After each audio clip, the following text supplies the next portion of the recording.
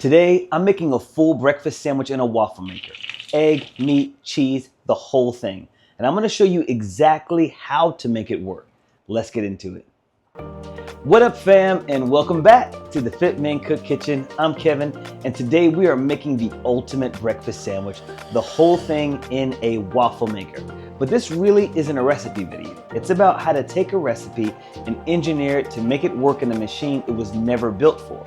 If you understand why it works here, you can have fun with almost any tool in your kitchen. We're making the ultimate breakfast sandwich and then a brunch cheeseburger.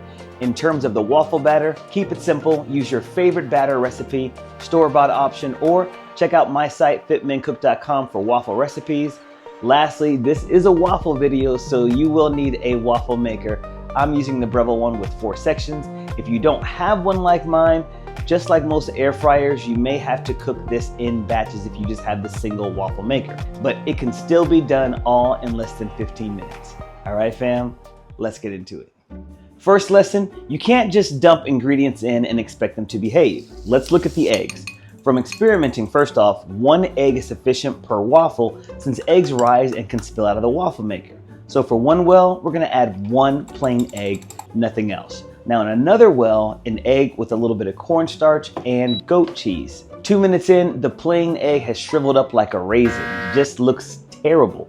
The one with cornstarch and goat cheese came out a beautiful sponge. You never know it was an egg the way it looks. Now this third well had the same cornstarch and goat cheese mix, but I left it in for the full 7 minutes. It's burned on the outside, and inside it was so dry I could peel it in 2. So here is the takeaway. A plain egg is gonna seize up and shrivel. Same thing that happens with muffin frittatas. Leave any egg in too long and it goes rubbery, then it's bone dry. Now the cornstarch is gonna give it body. The goat cheese keeps it really moist.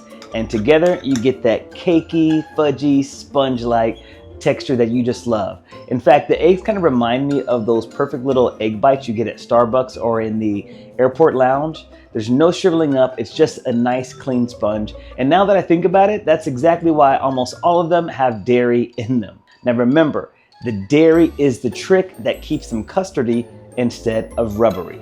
We just reverse engineered it in a waffle maker. Let's move on. Now, which brings me to the second problem. Everything in here cooks on 1 timer, but nothing cooks in the same amount of time. Big difference. The eggs hit their sweet spot at around 2 minutes, so they don't go in at the start. Remember that. They go in for the last 2 minutes of cooking. Real quick fam, if this is the kind of thing that you want more of, subscribe and tap the bell so you don't miss the next one. Now, let's talk meat waffles. Now for the meat of a breakfast sandwich, sausage or bacon, we're going sausage. A classic breakfast sandwich is sausage, egg, and cheese, so that's what we're gonna build. Couple of rules. Stay between 80-20 and 90-10. Fattier than 80-20 and the grease and steam are just gonna go everywhere. A hot mess. Now leaner than 90-10 and it's gonna overcook unless you keep it really thin and pull it around 1.5 minutes. 4 ounces is a sweet spot for meat, and flatten it wide so it covers the entire square. Meat's sweet spot to cook is 4.5 minutes, so it goes in with 4:30 left. Now watch what happens when we prepare the meat differently. For the ultimate breakfast sandwich, plain breakfast sausage goes in by itself. There's nothing added. It's shaped into a square to fit the waffle maker. Now for the cheeseburger, it's a beef patty that's 85-15. I also added in my land seasoning plus an egg and some panko mixed in. Same 4 ounces, same large square shape. Let's bring it all together and see what happens when we cook in sequence.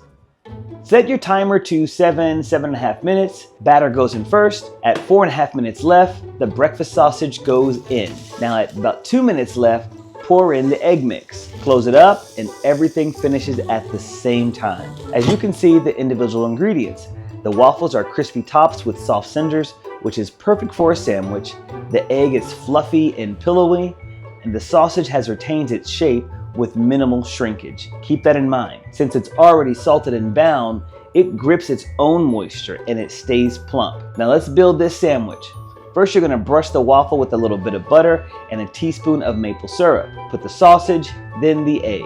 Then top with the waffle with the same butter and maple. Think of the McDonald's breakfast sandwich. Cut it and drizzle it with a little bit more maple, and don't be scared to sop up that maple syrup with the sandwich itself. Oh, it is so satisfying. This is just insanely good. Now, for the brunch cheeseburger, I mix cheddar right into the eggs, or you can add a slice after cooking. Throw in some bacon bits there too if you've got them. I didn't have any on hand. Just make sure that you pat them dry before adding to the eggs, and we have the same exact cooking sequence. Waffles first. Since the beef's leaner, it goes in a touch later at 4 minutes left. Eggs when 2 minutes are left. Now the meat, it came out firm, but it shrank about 3/4 the size. Why? How? The fresh beef hadn't bound like the sausage, so as it cooked, the water cooked out and it pulled in.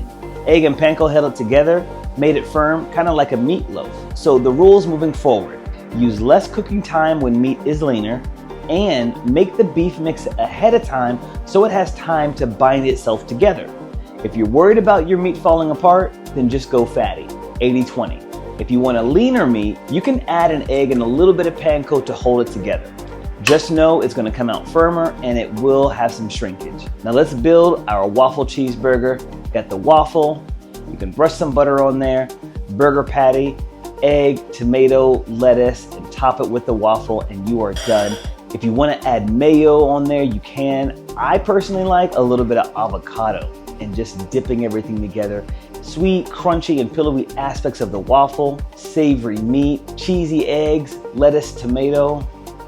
Can't beat this bad boy. Okay fam, that's it for today's ultimate waffle breakfast sandwich, all using your waffle iron. If you continue to find this content helpful, then remember to like and subscribe. It goes a long way in helping promote the channel, and share it with some friends who may also find this content really helpful. Thanks again fam, and I will see you on the next one.